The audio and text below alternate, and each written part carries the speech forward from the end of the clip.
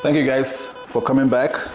Before the break, I talked to us about the safety precautions that we need to take to properly use our power tools.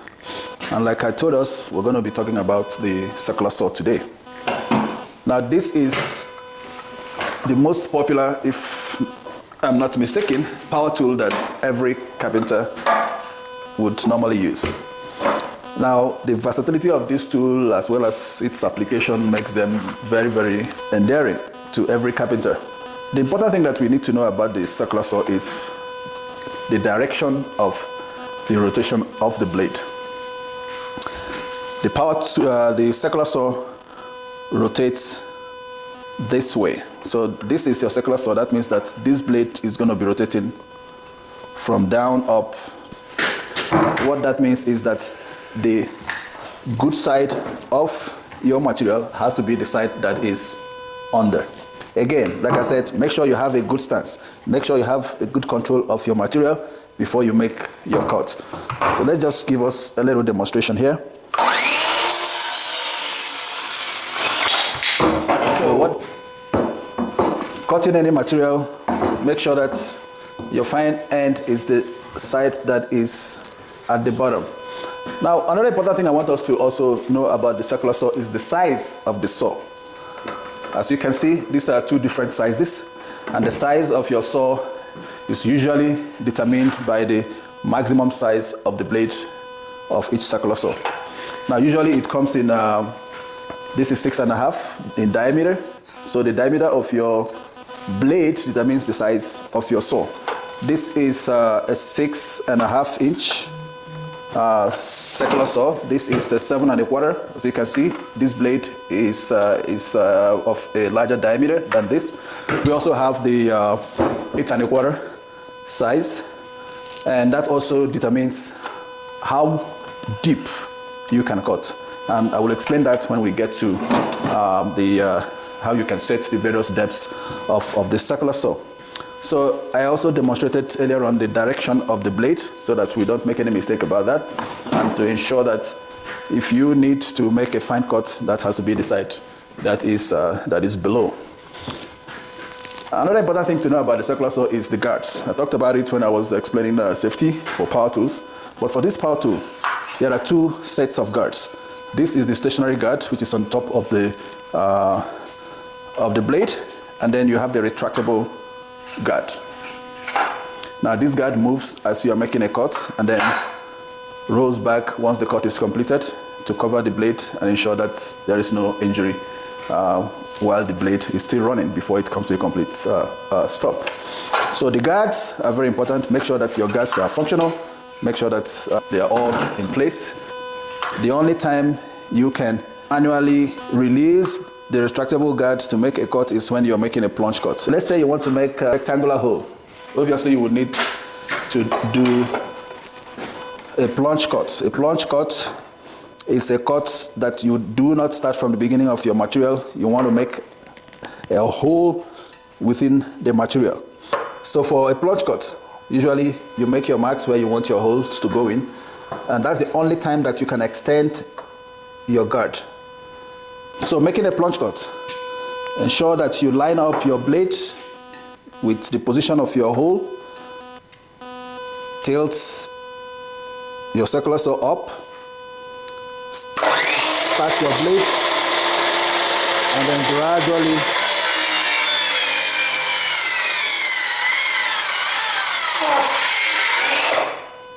gradually make your cut into the material. That's the only time that you can extend your retractable guard. So for the circular saw, and which is why carpenters like it, you are able to set the depth of your cut. You are also able to cut bevels, and I will explain what all that means. Let's assume that this is my material that I need to cut. With my circular saw, I can set the depth of my cut. And there are two levers on your circular saw. This you use to set the bevel. As you can see, now it's square I can set it at various angles. So for this particular saw, you can go from 0 to 50 degrees. 0 to 50 degrees adjustment. And we can also set the depth of our cut with this lever right here. So we can set the depth, as you can see. We can set the depth of our cut and then tighten this to set the depth. Now usually when you set the depth of your cut, you want to make sure that your blade is not more than 6 millimeters beyond the material that you are cutting. So let's say your material is like this is about ½ inch. So I'm going to go beyond it by just 6 millimeters, which is about ¼ inch. That's the recommended position of your blade as it relates to the thickness of the material that you're cutting. That's about the depth. And for this saw, we do know that the diameter of our saw here is 6.5, which means that the most depth that I can get out of this saw would be about 2 inches. What that means is that I cannot use this saw to cut any material that is thicker than 2 inches. And that brings us to the reason why you have sizes. So if I'm cutting a 2-inch, maybe this 7¼ inch saw might be a better choice to use. Now the other thing I want to demonstrate to us is how you can make a bevel cut. In other words, cut at an angle. So we have this lever here, and like I said earlier on, this saw can cut between 0 and 50 degrees bevel. So let's say I want to cut at 15 degrees. So as you can see, I will set this at 15 degrees and lock it up. Okay, so I have set my blade at a 15 degrees bevel.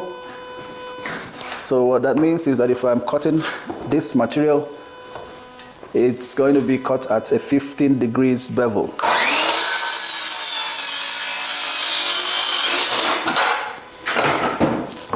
So as you can see, this is a bevel that's a 15 degrees, obviously from the bottom side of my material. Same thing with the corded saw. You also have the lever to adjust to various angles, and you can also use this lever here to adjust the depth of your cuts. So both bevel and straight cuts are standard for every circular saw, and are very useful in the job site. Now, so circular saws are very useful, especially when we are ripping down, let's say, plywood or wide wood materials into slices of the same size. Now, usually some of these circular saws come with rip fence or edge guard, and I have one here to show us. Now, this circular saw is already mounted in an edge guard, which means that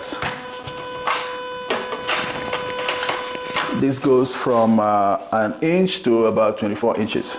So let's say I want to rip this piece of wood.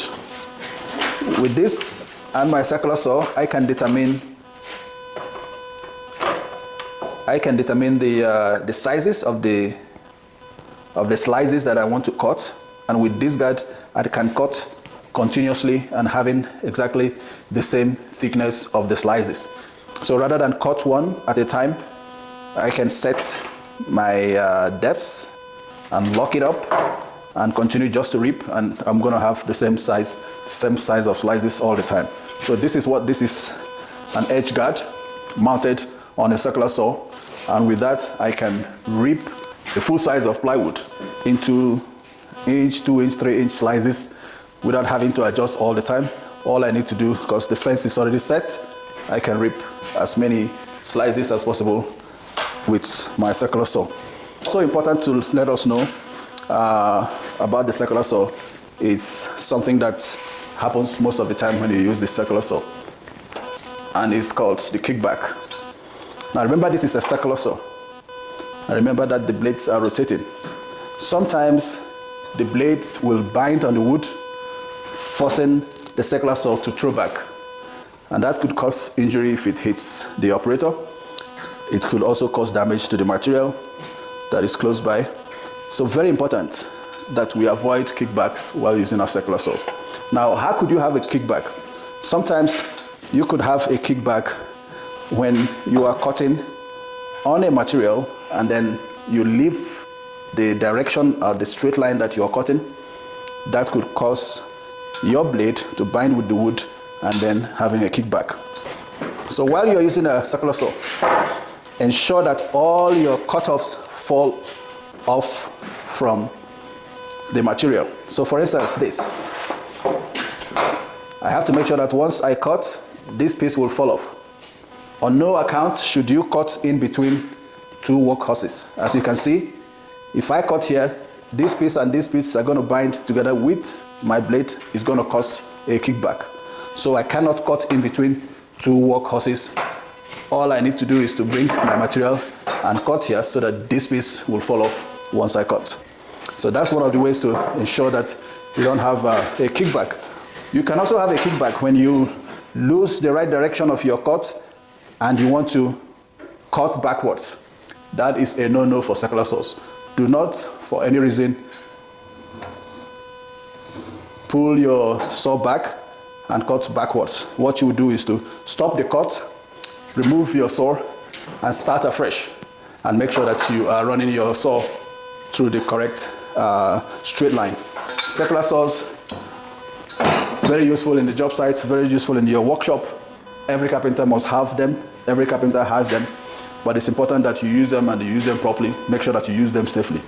As long as you pay attention to all the safety tips that we have shared today, that will make the use of this tool fun for you. And I want to thank you for watching, and watch out for our next video. Make sure that you subscribe to this channel. Make sure that you share it. Leave us a comment. And for today's episode, if there's anything that you want us to throw more light on concerning circular saws, if you have any questions, comments, please drop them below, and we'll be more than glad to attend to them. Hey guys, that's it for today. The use of circular saws. Watch out for the next episode. And this is Carpentry Academy Show, and we keep bringing you more content as you keep watching. See you next time, guys. Bless you.